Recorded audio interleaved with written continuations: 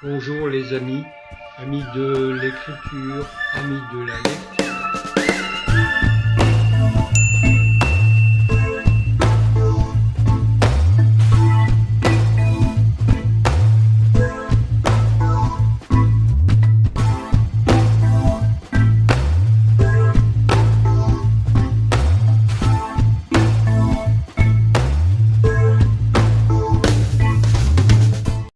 Bonjour les amis, bienvenue pour cette deuxième capsule du coin des bavards. Chris et moi, on vous remercie pour l'interaction qu'il y a eu pour cette première capsule qui s'est vraiment très très bien passée concernant Maupassant. Il Pour y a nous eu beaucoup, soutenir, beaucoup de commentaires. beaucoup de Et commentaires, voilà. Pour nous soutenir, n'hésitez pas à le petit pouce bleu pour le référencement, liker, laissez-nous un commentaire, partagez la vidéo et surtout abonnez-vous. Ça coûte rien et nous, ça nous aide. Et puis surtout, qu'on continue à pouvoir dialoguer sur la littérature. Nous allons répondre à une demande qui nous a été faite dans beaucoup de commentaires. Donc, on va vous annoncer, Chris va vous annoncer l'auteur et la lecture qui va être en cours. Alors, comment ça se passe? Quand la capsule sera sur YouTube, on laisse une petite semaine pour la capsule qu'elle prenne son rythme de croisière. Et nous, après une semaine, on se lance dans la lecture. Alors, vous pourrez lire en même temps que nous. Seulement, nous avons aussi un mode de fonctionnement différent, c'est-à-dire que nous lisons, Chris et moi, à notre rythme respectif, hein. On n'a pas un découpage par semaine. Donc, ce qu'on fait, c'est que au bout d'une semaine, on se lance le top départ, on lit, et puis quand on a terminé, eh ben voilà, on enregistre avec un fil conducteur. Maintenant, à toi, mon ami.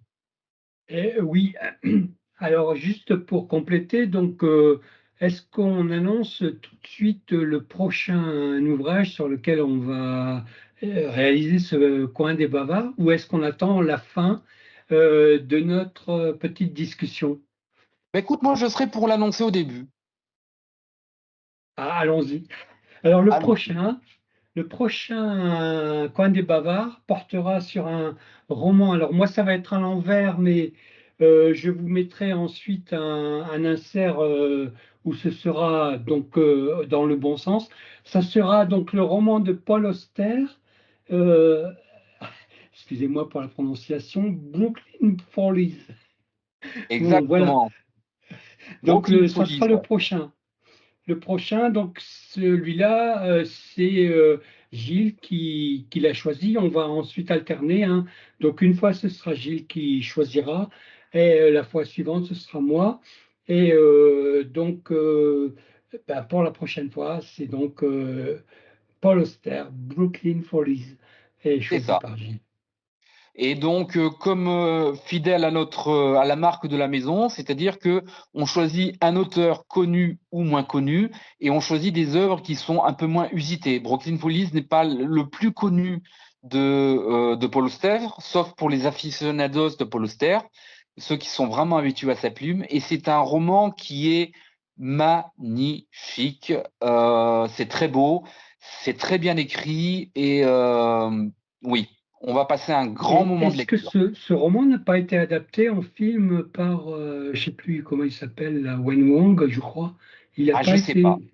Franchement, je sais pas. Parce J'ai que un je doute, sais hein. qu'il a adapté au moins un roman de Paul Auster, mais je ne sais plus lequel. Mais je me Il me demande si semble c'est que pas c'était le celui-là. Léviathan qui avait dû être adapté ou la trilogie new-yorkaise. Il me semble, hein. Mais peut-être Bon, on il dit une faudra bêtise. qu'on qu'on se Ouais. renseigne.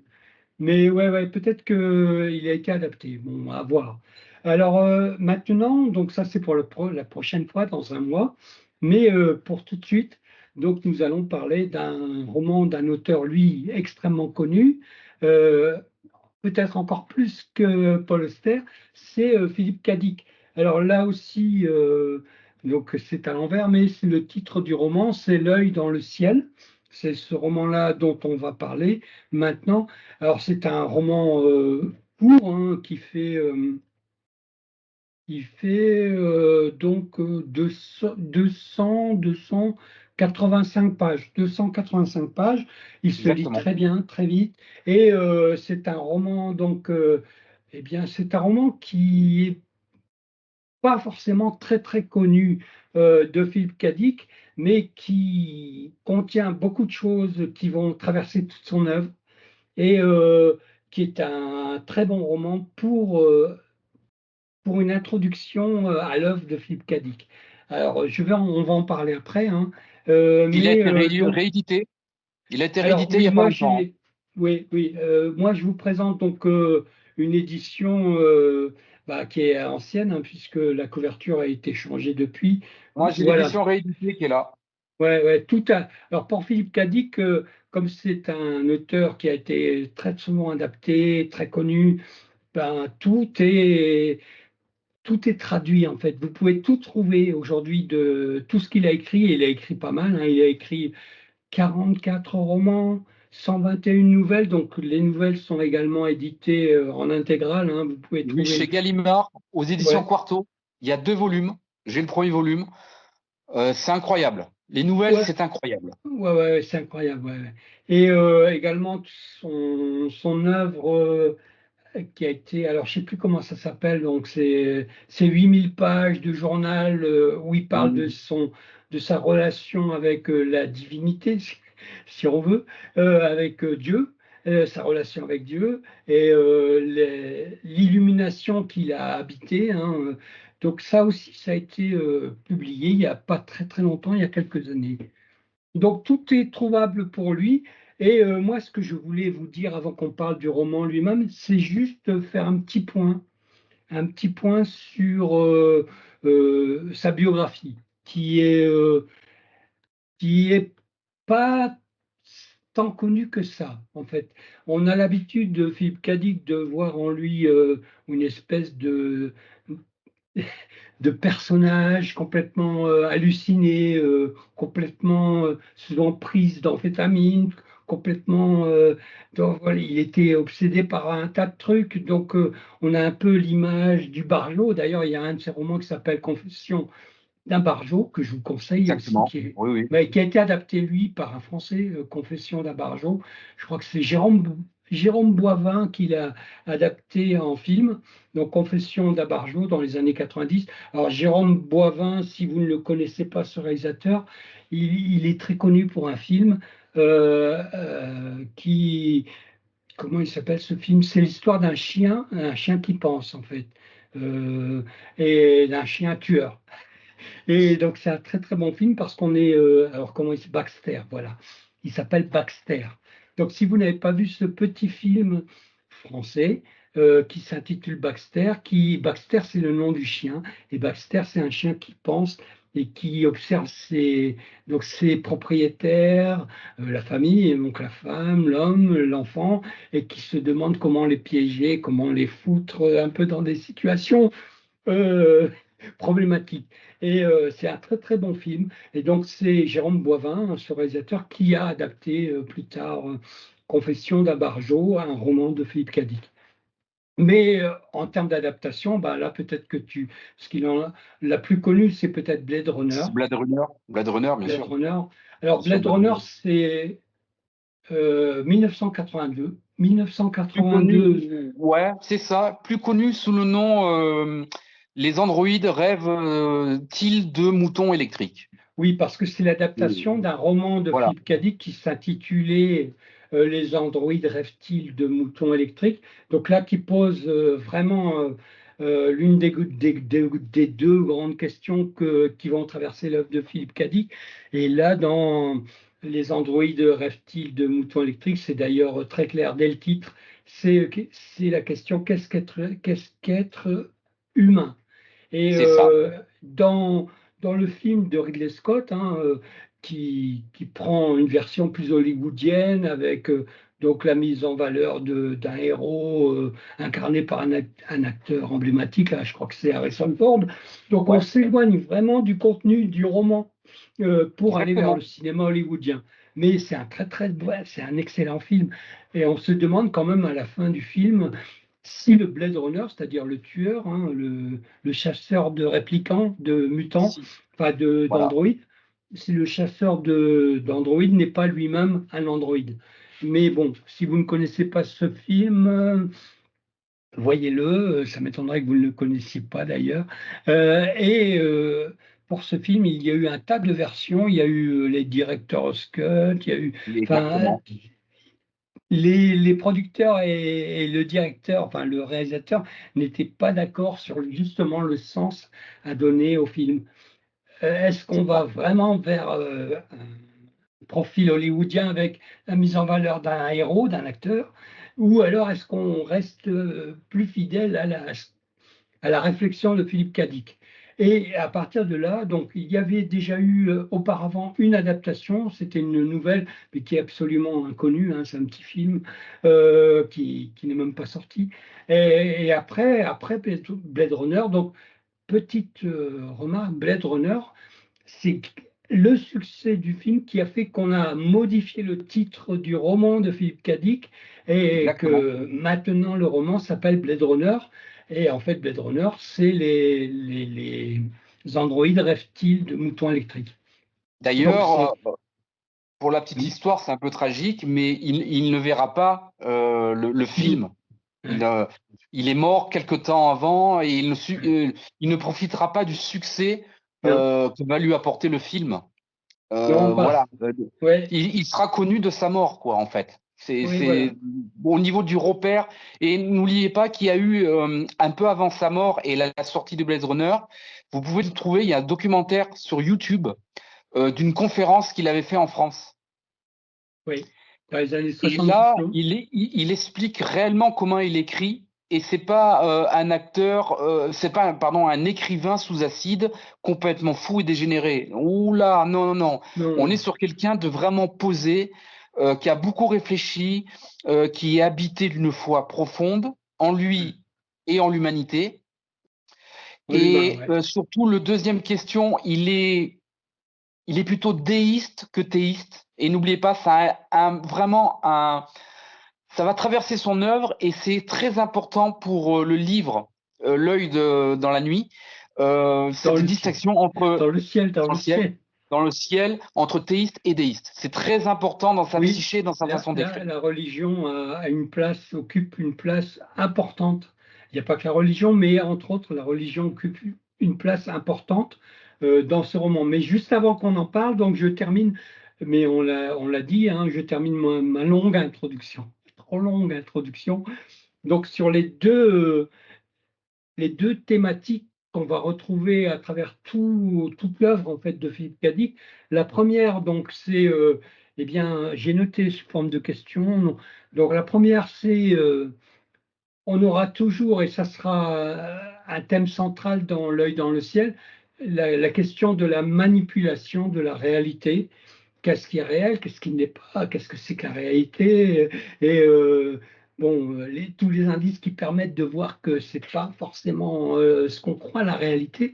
Donc c'est une immense question qu'on trouve dans plein de romans de Philippe Cadic et qu'on trouve aussi dans certains films quand ça a été conservé. Alors je crois que par exemple j'avais noté là, les adaptations, il y en a eu plein, hein, mais je ne les retrouve pas évidemment. Comme toujours, je Je procède crois qu'il y a n'importe eu comment. Minority Report, non? Alors, il y a eu Minority Report qui est une adaptation, C'est je crois ça. que c'est une nouvelle de Philippe Cadic. Moi, je pensais qui est très connu aussi, c'est à Total Recall. Total Oui, Recall qui est vraiment une approche. Alors, dans le film, c'est un film de Paul Verhoeven. Paul Verhoeven, c'est celui qui a fait, il est connu, hein, Paul Verhoeven.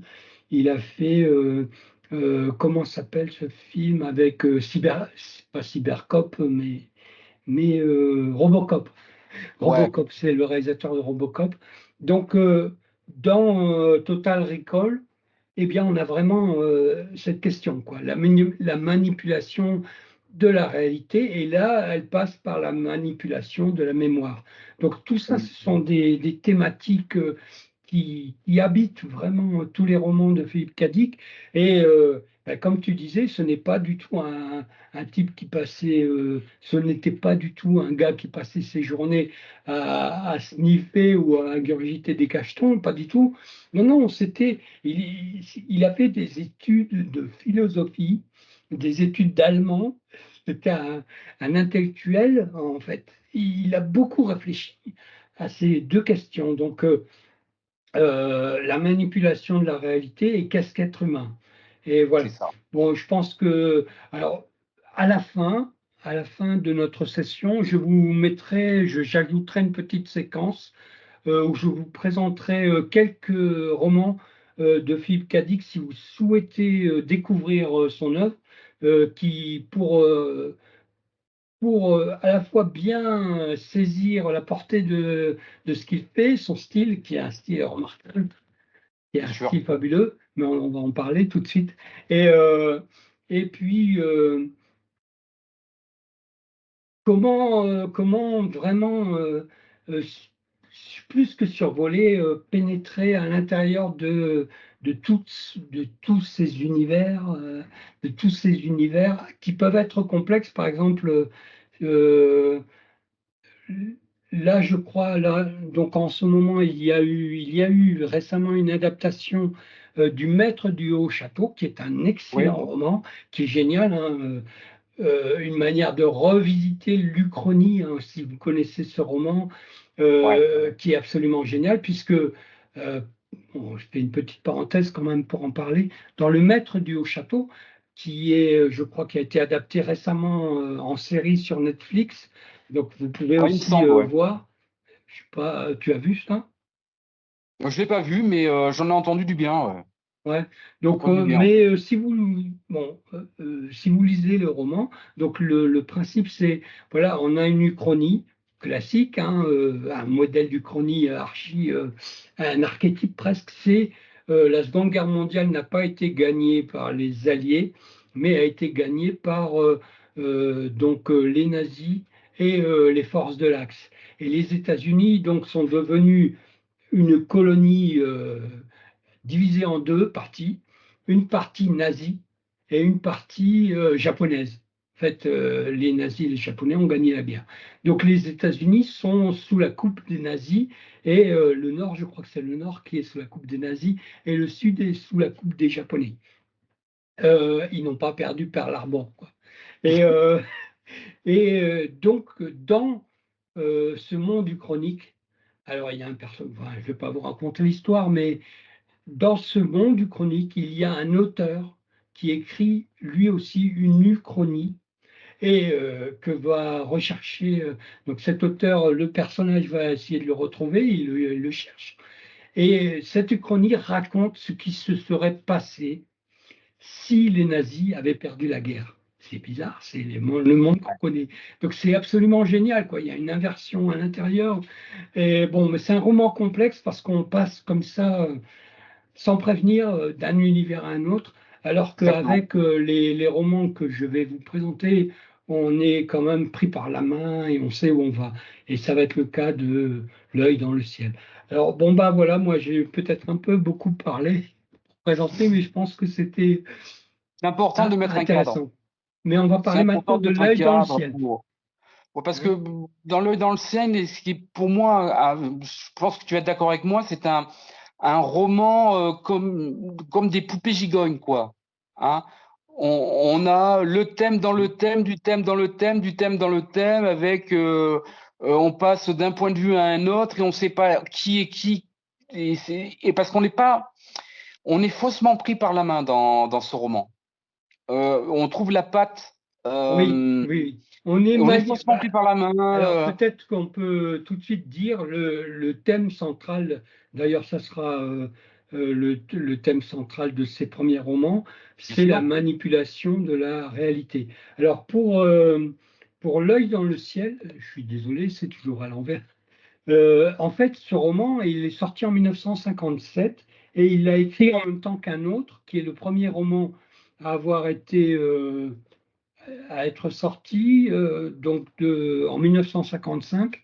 Donc ils ont été écrits tous les deux en 1955. Le premier qui est sorti en 1955, c'est Loterie solaire, qui aborde également la question de la manipulation de la réalité. Alors c'est là aussi, si vous aimez par exemple tout ce qui est post-apocalyptique, là vous allez, c'est bien aussi de le lire, puisque on va passer dans différents mondes, dont un monde post-apocalyptique. Et donc, Loterie solaire, qui est le premier roman qui se lit très bien, qui est pareil, un très court roman, qui se lit très bien et qui est très, qui est drôle, quoi, qui est drôle.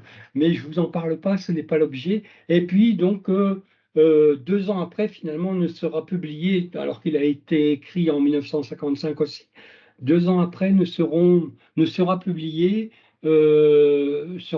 L'œil dans le ciel. Et en Mhm. France, alors, je ne sais plus comment. Il y a un critique qui est également auteur connu, je crois, il s'appelle Klein, mais pas Étienne, hein, l'autre Klein, Gérard Klein, l'auteur de science-fiction, qui était également un critique, c'est lui qui a traduit le premier roman qui est publié en France, donc en traduction française, de Philippe Cadic. Et donc ce roman-là, c'est le premier qu'il va publier en France en français, et il va paraître en France en 1959. Voilà. Ah ouais, Bon. c'est. Alors, c'est vieux. Je sais que ça peut vous paraître très ancien, Ouais, mais mais c'est c'est tellement actuel. extraordinairement moderne, Oh là là. extraordinairement contemporain. Mais Parlons déjà, un au peu de niveau l'œil du dans le... style d'écriture, ça n'a pas pris. Oh là là. Moi, je me suis régalé. Au niveau du style, C'est un plaisir. c'est un régal. C'est un régal. Hein. Voilà, ouais. Ça n'a pas pris une ride. Rien. On se dit pas c'est daté. On se dit pas c'est empoulé. On voit pas les choses arriver. C'est un ride. Je veux dire, ce récit est plein de choses trappes, plein de pièges Oui, alors, pour le lecteur. C'est la incroyable. manipulation de la réalité, ça veut dire la manipulation du lecteur qui lit, Exactement. Hein, c'est-à-dire que si Philippe vous aimez Cadic nous ça. présente un monde dans lequel il est tout puissant et il nous en fait voir des vertes et des pas mûres. C'est-à-dire on se dit vraiment 280 pages, 100 pages de plus, on les aurait pris, Oui, on aurait signé de suite. Hein. en fait, ce qu'il nous raconte, ça concerne 3 ou 4 personnages, et il aurait pu développer pour Bien 2 fois sûr. plus de personnages. Et c'est incroyable parce on ne voit rien arriver. D'habitude, on voit un fil rouge, on voit tous les effets de manche. Là, non. On est dans la très, très grande littérature. Parce que on pourrait dire c'est un roman de gare, c'est un sous-genre, c'est de la C'est ce qui a science-fiction. Non, non, été dit, non. hein, c'est ce qui a été C'est ce qui dit. a été dit au départ. C'est comme un peu Stephen King. C'est un très, Oui, très c'est un grand peu auteur. Stephen King. Ouais, c'est un C'est un très très, très grand grand auteur. auteur. Point Ouais. barre. Il y a pas à dire. Quand vous allez ouvrir, en sachant que c'est son premier roman, mais avant, il avait fait ses armes en écrivant énormément de nouvelles. Alors oui, pour les nouvelles, Philippe Cadic, hein, il a commencé à écrire ses premières nouvelles à l'âge de 14 ans. Il est né en Exactement. 1928, donc il a écrit au début des années 40, hein, ses premières nouvelles, et son premier roman en 1955. Enfin, ses 2 premiers romans. D'ailleurs, les nouvelles, vous pouvez les retrouver aux éditions Gallimard Quarto, volume 1 et volume 2. J'ai le premier volume. C'est un régal. Hein. C'est-à-dire que toutes les nouvelles préfigurent ce qu'il va écrire par la suite. Vraiment, et c'est incroyable parce que ce côté feuilletoniste nouvelle, donc parce que les nouvelles paraissaient dans des magazines, c'est comme ça qu'il vivait. Hein, il était Oui, payé au nombre de mots, etc. oui, à la Euh, ligne. Peut-être et pas au au nombre de nombre de lignes. mots quand même, mais à la ligne, oui.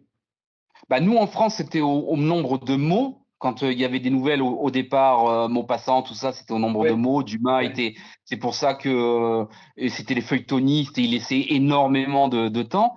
Mais là, on sent pareil, on sent ce côté.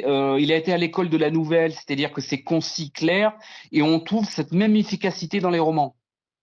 Et c'est ça Ah, qui c'est était énorme. super efficace, ouais, ouais. Ah, c'est Alors, super peut-être qu'on efficace. peut juste, sans trop en dire, au moins présenter la situation initiale Bien sûr. du roman L'œil dans le ciel. Alors, si tu veux, je le fais, ou tu le fais, comme tu veux. Vas-y, fais-le, fais-le. Alors oui, la situation initiale.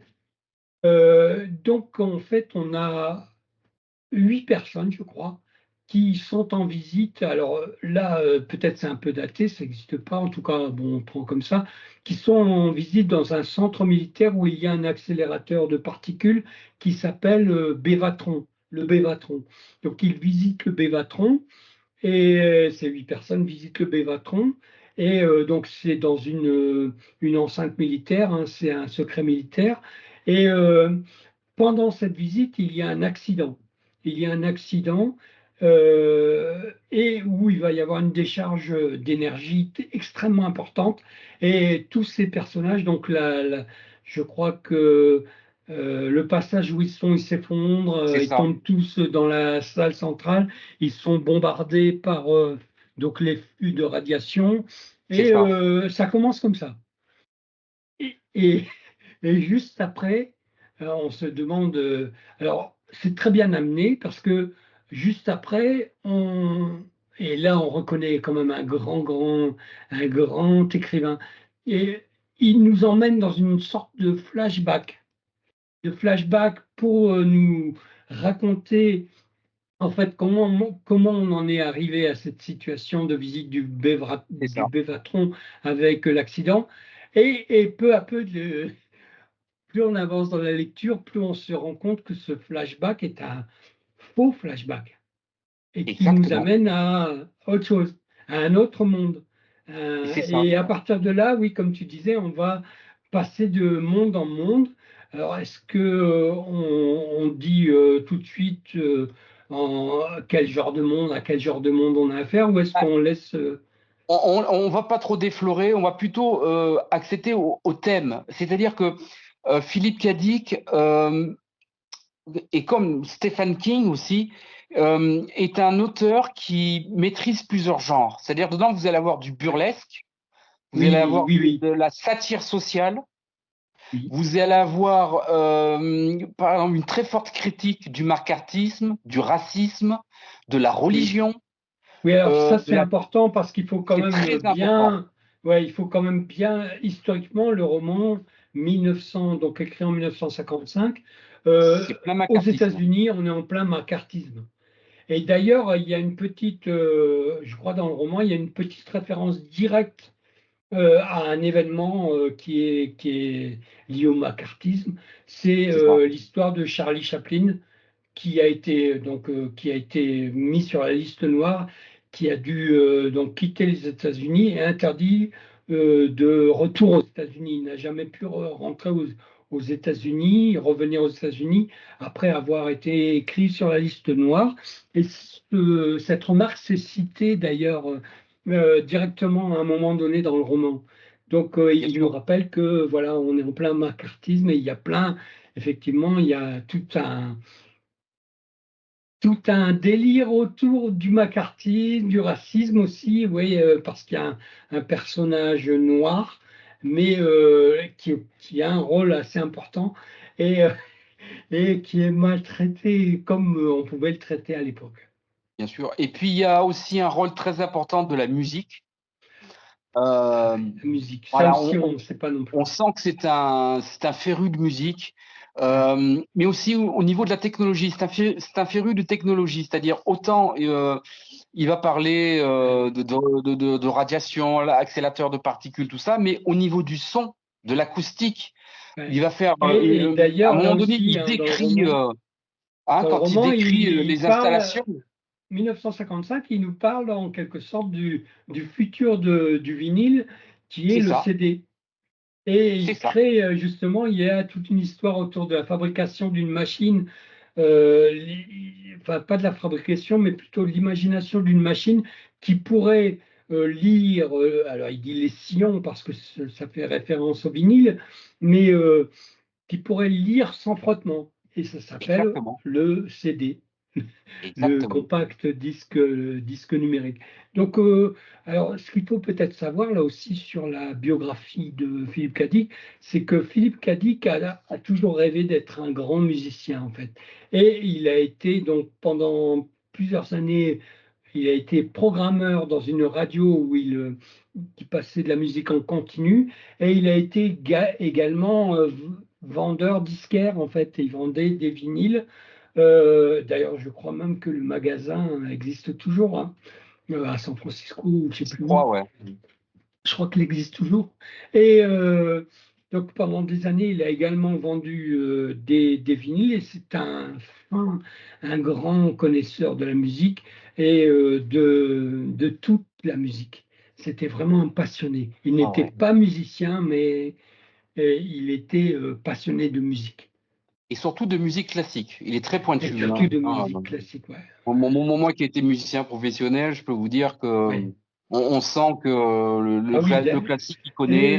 là, tu as été un musicien, on peut dire exceptionnel quand même, hein. Tu Ouais, étais c'est vrai. un excellent batteur, quoi. Ouais, dans le free jazz, ouais, j'ai fait mes armes. Vous pouvez me trouver sur YouTube si vous voulez. Pour ceux qui voudront, en commentaire, je mettrai à disposition éventuellement les pistes que vous pouvez écouter et voir en vidéo. Des dernières choses que j'ai faites en tant que musicien professionnel avant que la maladie me fasse que je ne puisse plus me servir de mes mains. Bon, revenons à l'œil dans le ciel. Ah, Alors, c'est l'œil dans le secret. ciel, il y a Et n'oubliez peut-être. pas le titre, parce que il y a ce fameux œil dans le ciel. C'est magnifique. Oui, c'est magnifique. On veut pas déflorer l'histoire, mais c'est très important. C'est très important. C'est autour. Alors, si, il faut quand même, je pense qu'il faut quand même dire euh, quelques éléments sans justement trop en Bien dire, sûr, mais en je suis d'accord particulier avec toi. sur ces traversées de différents univers. Euh, Mhm. c'est difficile de ne pas en dire trop. Ces traversées de différents C'est ça. univers. Et l'un de ces univers va être une théocratie absolue, quoi. Avec euh, alors ça s'appelle le babisme, ça fait référence au babacoulisme, le babisme, donc l'adoration absolue du Seigneur Bab. Et C'est ça. ouais, c'est une critique très, très, alors qui pourrait paraître légère, mais qui est extrêmement profonde et qui renvoie qui pose le problème de la liberté de penser, quoi. Bien Et sûr. la manipulation de la réalité, c'est la manipulation de la pensée Et puis dans le livre. surtout, on est quand même, je sais pas si tu es d'accord avec moi, c'est la partie du roman qui est la plus burlesque. Et Oui, il y a un côté il y a un hommage à Charlie Chaplin aussi dedans. oui, oui, oui, oui, oui, oui, oui. Oui, Chaplin, c'est très important. ouais, Pour les fans de Disney, Mary Poppins, faut ouais, pas en dire ouais. plus. Bon, alors là, Euh, l'édition que tu as montrée, on ne le voit plus, mais c'est vrai que cette édition-là, qui remonte à 30 ans, au moins, oui, bon, je oui, sais pas oui. quand, enfin, ça doit être les années 90, parce que, bon, J'avais mis l'œil, quoi. et voilà, donc on peut bien penser donc à cette illustration de Mary Poppins avec son parapluie, son vol. Donc effectivement, dans le roman, on a une scène absolument surréaliste comme ça où ils Complètement s'envolent dingue. avec un parapluie et où ils vont vers un œil, hein, l'œil dans le ciel. Alors cet œil, évidemment, l'œil c'est l'œil qui regarde, qui voit tout en fait, qui voit Ouais. Mais tout et n'en donc disons pas plus. N'en ouais, disons pas plus. oui parce qu'il Laissons. faut, ouais, Parce que nous sommes, bien sûr, hein, la capsule porte bien son nom, nous sommes deux irrémédiables bavards. c'est vrai, c'est Hein, on vrai. pourrait nous en parler des heures tellement on a aimé, on a vraiment aimé. On a eu un livre que nous n'avons pas aimé, on sait ce que c'est, hein, on a souffert. Oui, Et oui, on l'a d'ailleurs pas chroniqué. on n'a pas chroniqué, et d'ailleurs on ne citera pas. Mais par contre, là, les romans, enfin, tous les romans qu'on va vous chroniquer, on va essayer de vous donner un autre axe de vue, angle de vue plutôt, c'est vraiment des choses qu'on a vraiment aimées et des choses qui sont stylistiquement parlant de grande qualité. Voilà, ça c'est très important parce que Philippe Cadic a un style pour son deuxième roman, on va dire son deuxième roman, mais ça a été écrit dans on va dire dans la même année. Oui. on a quand même un style, je ne sais pas ce qu'on en pense, très affirmé, très détaillé. On sait où il veut aller, il sait où il veut aller et il sait où il veut nous en venir. Il a toutes les recettes pour nous piéger, nous manipuler et nous faire entrevoir sa façon de voir Oui, le parce monde. C'est ça. qu'il ne se limite pas à manipuler pour manipuler. Et en fait, il a Ah quand non, même l'objectif d'amener le lecteur, la lectrice à se poser des questions, finalement, pas son rapport à elle, aux autres, son rapport à elle, à la réalité, qu'est-ce que c'est que la réalité? Et dans ce roman, il montre bien que la réalité, c'est vraiment là que ça se passe. Bon, c'est eh ben, ça. il y a la réalité extérieure, mais ça se passe en grande partie dans la tête. Son rapport au monde. D'ailleurs, si vous suivez les scientifiques, il a dedans des questionnements que Philippe Guillemin, par exemple, sur le temps, sur l'espace et le temps, la physique quantique se pose actuellement et qui sont en train de démontrer avec des grandes publications. Il y a une petite révolution, on se rend compte, et c'est prouvé par les mathématiques et la physique, que notre univers 3D, ce qu'on appelle la 3D, c'est le chat, le chien, le lit, vous et moi maintenant, ce serait qu'une abstraction et éventuellement qu'une vision de l'esprit, que nous sommes finalement que nous sommes d'informations que nous partageons. C'est-à-dire que là, nous discutons avec Chris, nous sommes, lui et moi, qu'une somme d'informations que nous allons partager avec vous. Et quand vous allez recevoir cette information, vous allez la transformer à votre tour et vous allez la diffuser. C'est un peu comme le téléphone arabe avec les déformations qui vous sont propres, et c'est un thème du roman, son conditionnement social, son conditionnement éthique, son conditionnement par rapport au pays dans lequel on est. Et c'est un roman qui a vraiment des questionnements très modernes. On ne fait pas mieux, quoi. Ouais, Au oui, oui, niveau du style et au niveau du questionnement et au niveau du développement, je ne sais pas ce que tu en penses, mais on ne fait pas mieux actuellement, hein. oui, oui, c'est-à-dire qu'en fait, Philippe Cadic vivait déjà euh, aujourd'hui, en gros. Exactement. Il était à son époque, forcément, parce que entre voilà les années 50 et 80, la période où il a écrit.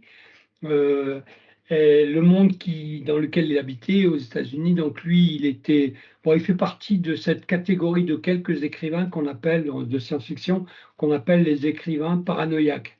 C'est le genre, c'est un genre en fait paranoïaque dans la science-fiction. Donc il fait partie de ces quelques écrivains-là, et à cette époque, donc dans les années entre 50 et 80, ben oui, oui, Philippe Cadic avait toutes les raisons de se méfier de la société dans laquelle il vivait parce qu'il était lui-même surveillé. Il y a même eu, bon, c'est raconté par exemple dans sa biographie, il y a même eu intervention du FBI, il fouille, etc. chez lui, Exactement, ouais.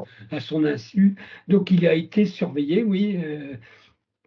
Par contre, aujourd'hui, il est, en fait, il pense exactement comme il faut dans le monde d'aujourd'hui. Mais il le pensait dans un monde qui était le monde des années 50, 60, 70. Exactement. C'est très actuel, hein. De toute Ouais, façon, l'accélérateur de particules qui est en France, enfin du côté de Genève, il me semble, hein, la ouais, Suisse, c'est le Bévatron, quoi. Soyons clairs, hein, ouais. Oui, oui, ça fait c'est le penser à ça, Bévatron, ouais. bien sûr, hein. Ouais, ouais, ouais. Ah Et oui, non, franchement, mais ce livre est j'aime pas dire ça parce que tout le monde dit une pépite, mais c'est un recueil à idées qu'il développe. extrêmement riche, extrêmement Ah là là. foisonnant, Et ouais. puis, c'est développé d'une façon incroyable. Incroyable. Ouais, et c'est, comment dire, c'est dans des situations. Alors, autre point important chez Philippe Cadic, bon là aussi, dans le film Blade Runner, c'est perdu ça, hein, puisque dans le film Blade Runner, on est dans le côté, comment on appelle ça, acteur, voilà, on met l'acteur en valeur, quoi, bien sûr. scarification. Alors que Philippe Cadic, lui, ses personnages préférés, c'était toujours des gens humbles, simples, de petites conditions, ou qui avaient C'est ça. des difficultés à vivre dans le monde.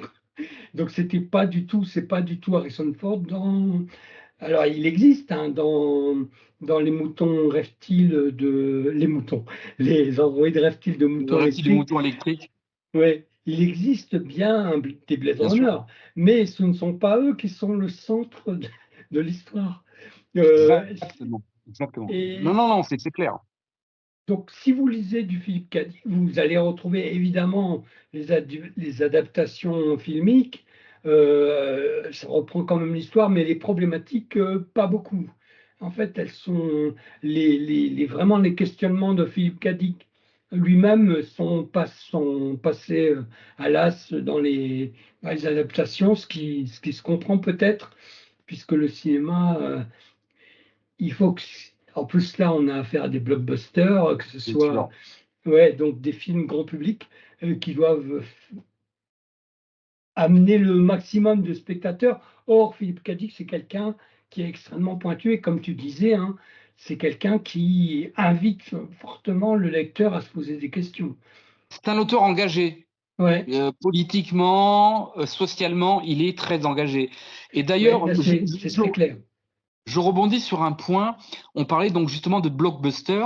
Moi, je ne sais pas si tu partages mon opinion, mais ce roman, L'œil dans le ciel, me fait penser à Inception. À- Oui, ben oui, oui, vraiment, il y a un peu ça, ouais, il y a un peu ça, des visiteurs, des visiteurs de conscience, sauf que la problématique est un petit peu différente et pardon,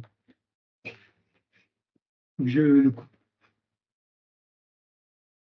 pardon, excusez-moi, j'avais oublié que ça sonnait. Et donc la problématique, je ne sais plus du coup ce que je disais, dans, dans Inception, elle n'est pas du tout la même que dans L'œil dans le ciel, parce que finalement dans Inception, on a des gens, des agents, on pourrait presque dire actifs, ouais, qui vont eux manipuler un esprit. Alors que c'est ça. dans L'œil dans le ciel, c'est le contraire. C'est C'est le contraire. des personnages qui sont manipulés par des esprits, Mais par sûrement. contre, moi, je parlais au niveau du ressort scénaristique. On est très proche des ressorts de ce que met en place Philippe Cadic quand même. Moi, j'ai Oui, cette là, oui, oui, impression-là. oui, oui, là, oui, oui, oui. Hein, Ouais, vraiment, ils auraient pu lui faire une petite dédicace quand même. ouais, ouais, ouais, ouais, ouais, ouais, ouais. Alors, il y a, bon, je ferai un petit truc, je voulais vous en parler. Il y a quand même quelques films, il y a beaucoup de films, hein, mais si vous êtes fan de cinéma, moi je vous conseillerais quand même, bon, évidemment, si vous ne l'avez pas vu, Blade Runner, Bien sûr. mais ça m'étonnerait quand même que vous ne l'ayez pas vu. Mais sinon, je vous conseillerais Confession d'un barjo hein, de Jérôme Boivin dont on a parlé. Je vous Mhm. conseillerais donc Minorité Report, vous connaissez aussi, je ne reviens Bien pas sûr. là-dessus, mais d'autres adaptations beaucoup moins connues de Philippe Cadic. Donc il y a Planète Hurlante, c'est un film de Christian Duguay, hein, alors, je crois que c'est un Québécois. C'est un petit film de science-fiction. Bon, donc Planète Hurlante, si vous ne le connaissez pas.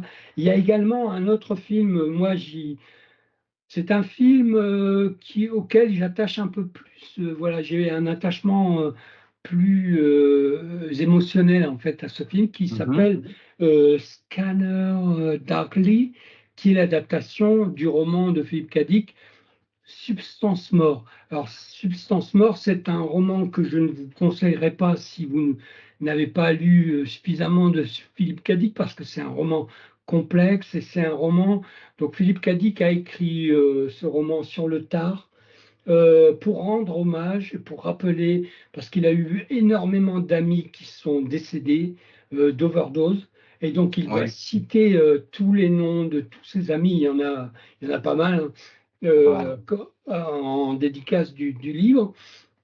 Et donc, ce roman a été adapté sous la forme de ce film qui s'appelle Scanner Darkly, je pense qu'on trouve assez facilement, même si c'est un film dont on n'a pas beaucoup entendu parler. Donc, c'est un film de 2006 et son réalisateur s'appelle Richard Linklater. Voilà. Je pense que ah, ça vous fait découvrir une autre facette de Philippe Cadic et Exactement. il n'était pas le camé qu'on a l'habitude de mettre en exergue comme ça, de le sortir comme ça. C'est pas du tout ça, Philippe Cadic. Certes, il était très souvent sous amphétamine Bien pour sûr. travailler. Et pourquoi? Pour pouvoir vendre et parce que sa condition était modeste et C'est pour ça. pouvoir avoir de l'argent, pour pouvoir, en plus, il a eu une vie personnelle assez compliquée. Bon, là, je vous invite à sa bibliographie pour que vous en appreniez un peu plus. Et autre film un peu plus connus, mais si vous ne les avez pas vus, ce sont également des adaptations de romans de Philippe Cadic, mais il y a Next de Lee Tamaori, Tamaori donc de 2007. Il y a L'Agence, également un film de Georges Nolfi de 2011, et il y Ouais, ouais. a Paycheck.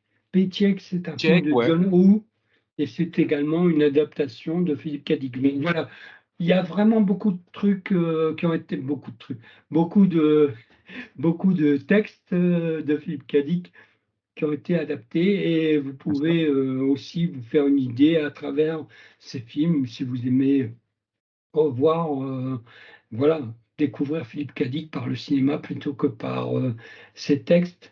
Et ce ne sont pas les plus connus, mais sans doute les plus fidèles. Voilà. Et Hum, puis moi, je vous enjoins vraiment à commencer Philippe Cadic, sa découverte par les nouvelles, parce que c'est vraiment très important. Si vous pouvez lire quelques nouvelles de lui avant d'attaquer ses romans, ça pose bien le personnage. Et puis, nous, on a pris le parti pris avec Chris de ne pas vous présenter Philippe Cadic sous l'angle de la maladie mentale. On trouve que c'est hors de propos et disproportionné parce que quand vous allez lire le roman et les nouvelles, c'est tout sauf un esprit malade ou dérangé. Voilà. Ouais, ouais, ça c'est clair. C'est au contraire, c'est tous les romans de Philippe Cadic ne sont pas aussi maîtrisés, mais ceux-là. Alors, je vous présenterai également à la fin, après, quand on aura terminé, quelques romans qui me semblent vraiment incontournables hein, à Bien sûr. lire pour bien connaître Philippe Cadic. Mais c'est vrai que les médias, l'univers du cinéma, tout ça, ont mis en avant non pas un auteur, mais une image d'un C'est ça. auteur. Et L'image qui s'était faite.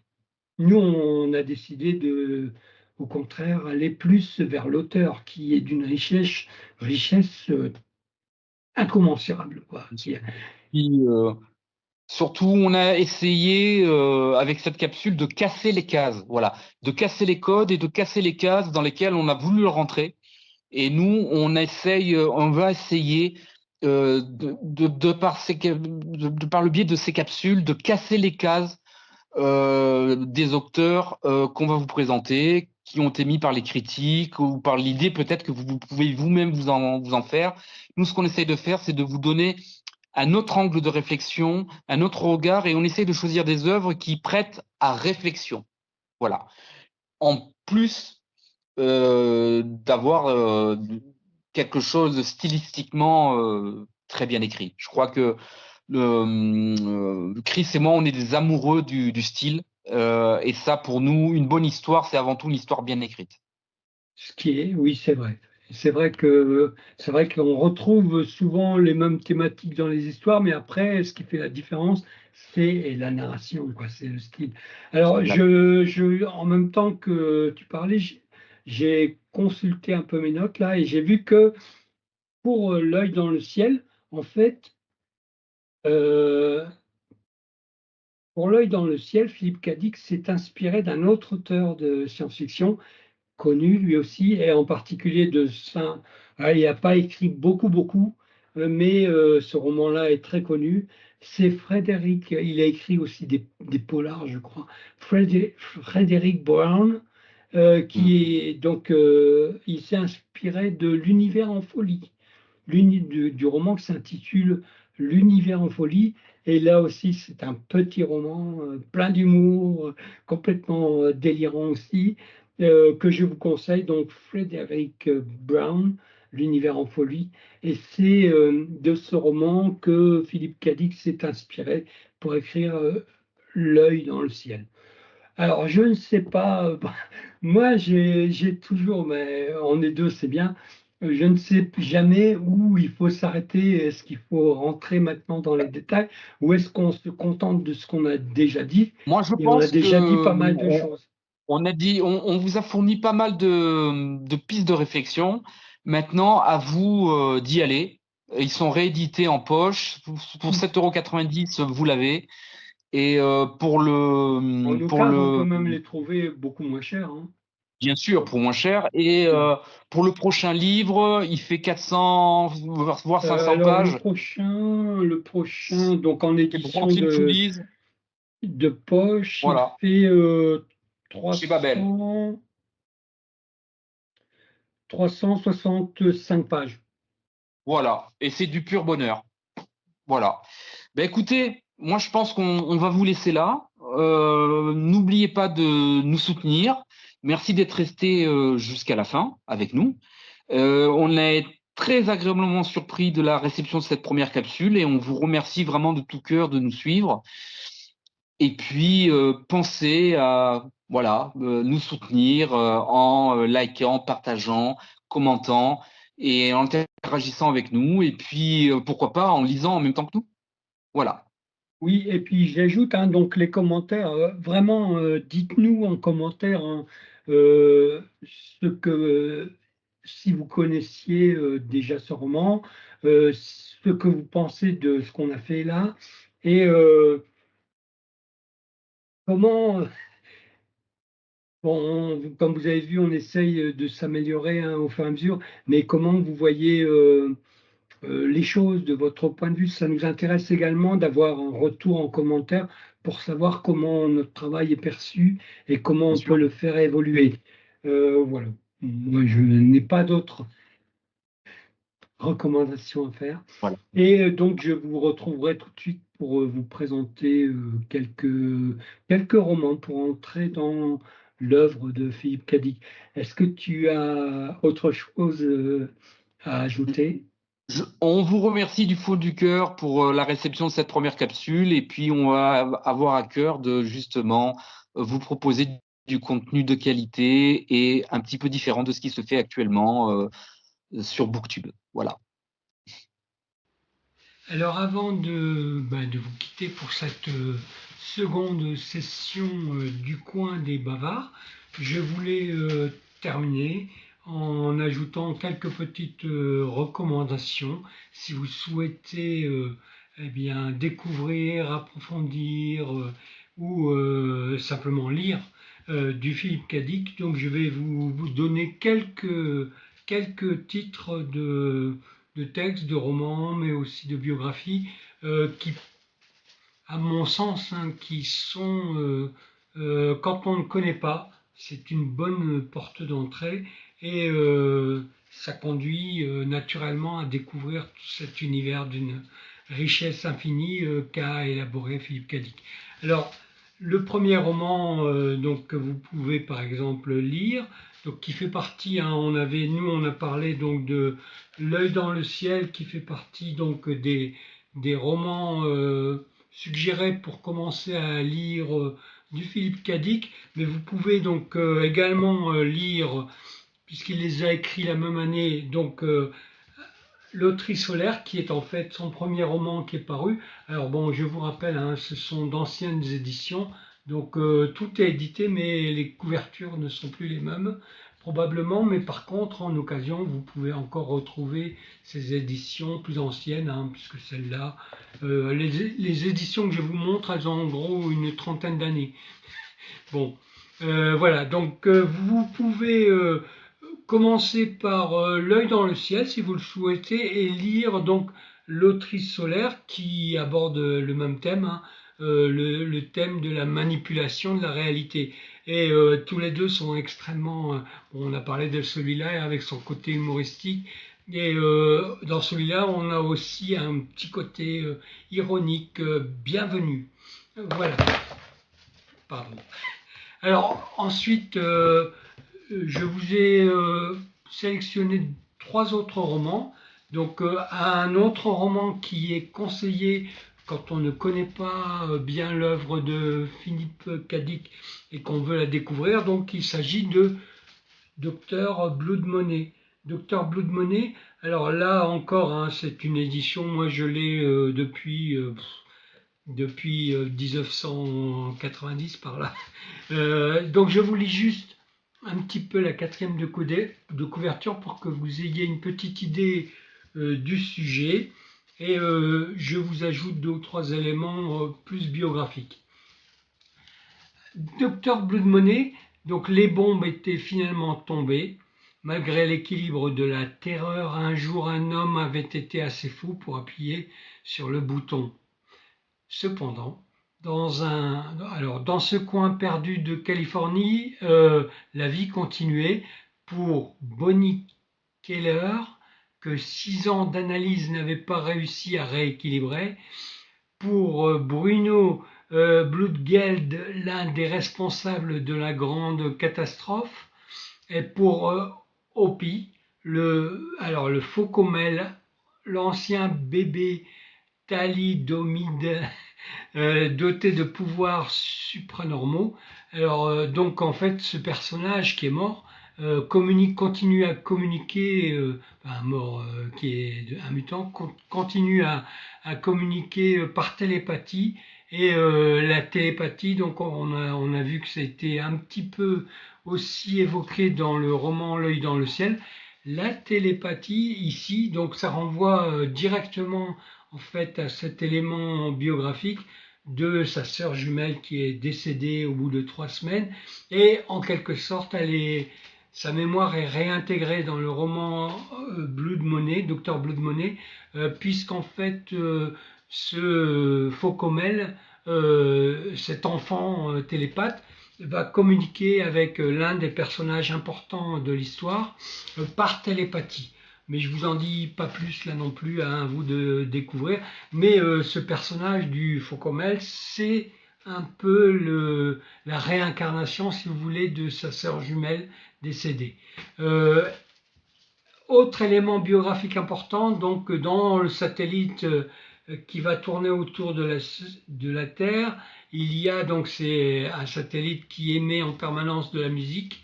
Et là aussi, ça renvoie, on en avait un petit peu parlé juste avant, au passé de musiciens, au passé de disquaires et au passé de programmateurs de musique, donc de Philippe Cadic.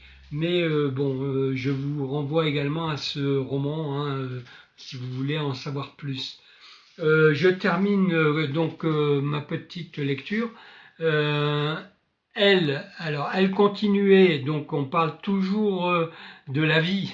La vie est continuée pour Walt Dangerfield, l'astronaute expédié vers Mars, mais dont la cabine s'était satellisée autour de la Terre. Donc on parlait un peu de ça juste avant. Là, à l'abri des radiations, il s'était transformé en une sorte de super disque jockey dont l'écoute était devenue une drogue pour tous les survivants. Mais peut-on réellement survivre dans un monde radioactif?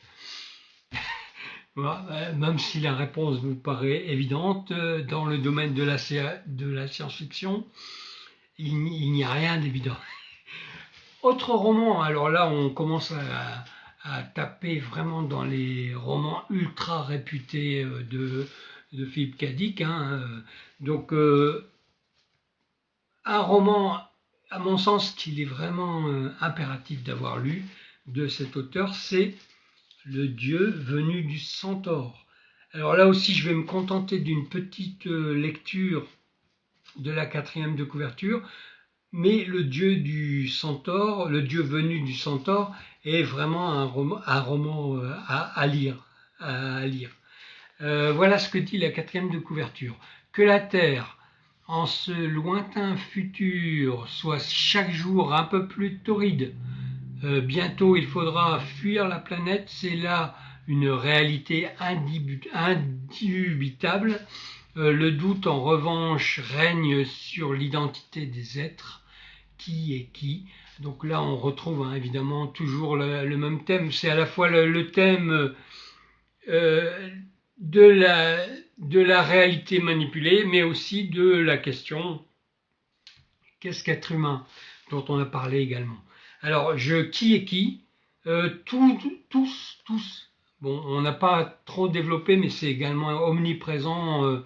Ce thème, on le trouve très souvent. Tous drogués, devenus cognitifs, entre guillemets, et télépathes. Donc, on retrouve la télépathie. Les terriens ne vivent plus que dans le fantasme et l'illusion. Et Léo Bulero, qui détient le secret de la poudre, fait la loi, jusqu'au jour où il lui faut affronter Palmer Eldritch, un aventurier interplanétaire revenu du Centaure. Je pense que c'est Centauré, l'étoile la plus proche, avec une nouvelle drogue 100 fois plus puissante et dangereuse, mais qui est ce terrifiant Palmer Eldritch aux yeux artificiels, aux bras mécaniques, un magicien fou, un dieu, à moins qu'il ne soit l'illusion elle-même. Alors ça c'est un roman, donc ça fait partie des grands romans, Le dieu venu du centaure, que je vous recommande vivement. Autre roman qu'il faut absolument lire de Philippe Cadic, et là c'est un roman qui est considéré comme son chef-d'œuvre. Il s'agit de Ubik. Alors je vais juste, parce que c'est un roman extrêmement délirant et complexe, je vous lis juste la quatrième de couverture. Tous les thèmes de la SF semblent s'être donné rendez-vous dans Ubik pour y être tournés, déformés, dévoilant ces questions ultimes. On retrouve la télépathie, le voyage temporel ou la mort. Le foisonnement de l'imagination, la richesse et la complexité de l'intrigue sont un défi au résumé cohérent du monde où évolue Joe Chip. Monde dans lequel on saute de 1992 à 1939, où les morts vivent en état d'animation suspendue, rêvant leur pseudo-vie dans un univers onirique. Donc rien que ce que j'ai lu de la quatrième de couverture vous donne une petite idée du délire littéraire que va être Ubik. Entre l'univers où le temps se dégrade et le monde instable des morts, Ubik est le piège final des réalités, qui marque une étape définitive dans l'œuvre de Dick. C'est sans doute une de ses productions les plus achevées, qui vient couronner un cycle spirituel, commencé avec le maître du haut château, continué avec le dieu venu du centaure, et qui culmine avec le présent roman. Donc, eh bien, si vous êtes partant pour une trilogie, donc pour 3, vous avez donc le maître du haut château en premier, qui est très connu, celui dont on a un petit peu parlé, qui est adapté en série par Netflix. On a ensuite, donc là, je viens de vous en dire 2 mots, le dieu venu du centaure, et enfin le chef-d'œuvre, Ubik. Attention, il faut aimer le délire littéraire, parce que ça disjoncte de tous les côtés, si je puis dire. Bon, alors voilà, je n'en donnerai pas plus, il a écrit beaucoup de romans, il y en a pas mal à lire, mais déjà ces 5-là, ça fait à mon sens, une bonne introduction à l'univers de Philippe Cadic. Ensuite, et pour terminer, Donc je vous propose également, pour que vous fassiez une idée plus précise de la personnalité et de la vie de Philippe Cadic, deux biographies. Alors la première, c'est la biographie officielle hein, en France. C'est celle à laquelle on fait souvent référence parce qu'elle est rigoureuse, précise, etc. Il s'agit donc de la biographie écrite par Laurence Sutin, Invasion divine. Donc là, vous pouvez y aller, hein, c'est très riche, toutes les informations sont vérifiées, justes, et on apprend beaucoup, beaucoup de choses sur la personne qui était Philippe Cadic, et aussi toutes les difficultés qu'il a pu rencontrer, et il y en a eu beaucoup. Ensuite, une autre biographie, peut-être un peu plus romanesque, par un auteur, moi c'est comme ça que j'ai connu cet auteur d'ailleurs, c'est par cette biographie, un auteur donc connu, hein, qui s'appelle Emmanuel Carrère. Alors, ce que je vous montre, c'est l'édition originale, donc le livre est paru en 93, je crois. Ouais, en 93, donc uniquement en grand format, mais aujourd'hui, évidemment, ça existe en format de poche et c'est facilement également trouvable. Il s'agit donc de la bibliographie consacrée à Philippe Cadic, Je suis vivant et vous êtes mort. Alors, Je suis vivant et vous êtes mort est en fait une phrase extraite du roman Ubik. Euh, Voilà.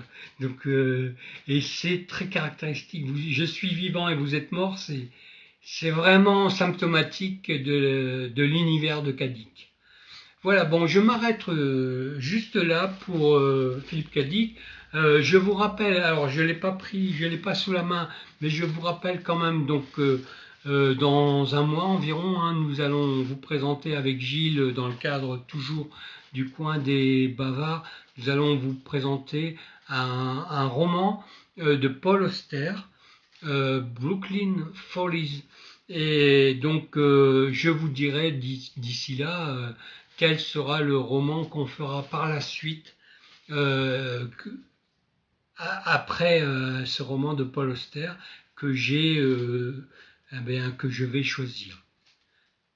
Bon, voilà, j'espère que ça n'a pas été trop. Je vous incite vraiment à découvrir Philippe Cadic et n'oubliez pas hein, de nous soutenir, de nous faire part de vos remarques. Voilà, je répète, hein, je ne sais pas combien de fois il faut répéter. J'ai entendu dire qu'il fallait répéter beaucoup, beaucoup, beaucoup. Mais bon, c'est vrai que c'est pas évident de toujours répéter la même chose. On a envie de varier, mais je le répète parce que c'est important, c'est nécessaire aussi. Nous essayons de faire en sorte quand même d'avoir un peu plus de visibilité et pour ça, pour ça, c'est pas gagné. Il y a beaucoup de travail à faire et aidez-nous donc commentez, likez, abonnez-vous et puis voilà. À bientôt.